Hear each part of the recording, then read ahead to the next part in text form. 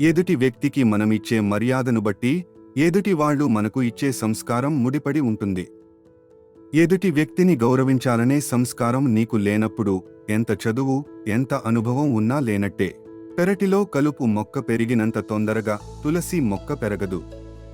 అలాగే మోసం చేసేవాడు ఎదిగినంత తొందరగా మంచివాడు ఎదగలేడు. ఉప్పుని కూరలో వేస్తే రుచి ఇచ్చింది కదా అని పాలలో వేస్తే పనికి రాకుండా చేస్తుంది. పదార్థాన్ని బట్టి అవసరము, పనిని బట్టి ప్రాముఖ్యత ఉంటాయి. కనుక నువ్వు ఎంత గొప్ప వాడివైనా నీ అవసరం లేని దగ్గర మౌనంగా ఉన్నప్పుడే నీ విలువ పెరుగుతుంది. గొడవలు లేని బంధాలు అందమైనవి, గొడవలు ఉన్న విడిపోని బంధాలు చాలా అద్భుతమైనవి. కొన్ని సందర్భాల్లో గొడవల వల్లే బంధం బలపడుతుంది. సమస్య ఏదైనా చూసేవారికి ఒకలా, వినేవారికి ఒకలా కనిపిస్తుంది. అనుభవిస్తున్న మనకు మాత్రమే తెలుస్తుంది ఆ బాధ ఎంత భారమో అనేది.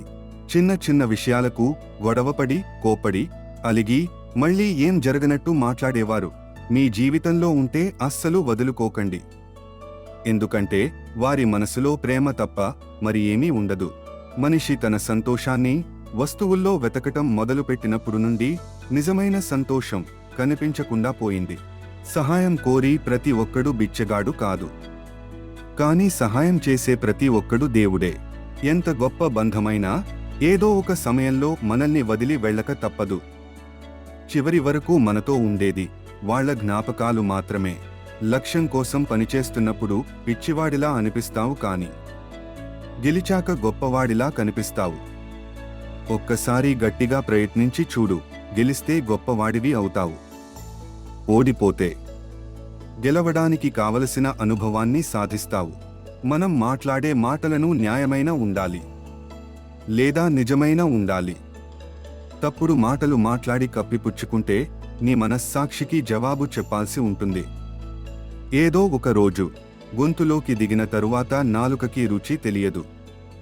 అవసరం తీరిన తర్వాత కొంతమందికి చేసిన సాయం గుర్తు ఉండదు. ఎదురు దెబ్బలు తగలడం మంచిది, కాలికి దెబ్బ తగిలితే నడుస్తున్న దారి ఎలా ఉందో చూసుకుంటాం. అదే మనసుకు తగిలితే ఎవరితో ఎలా ఉండాలో తెలుసుకుంటాం. నీ కోపాన్ని మనుషులపై, వస్తువులపై చూపించడం కాదు, నువ్వు ఉన్న పరిస్థితులపై, నువ్వు ఎదుర్కోవాల్సిన సమస్యలపైన చూపిస్తే జీవితంలో అనుకోలేనంత స్థాయికి నువ్వు వెళ్ళగలుగుతావు.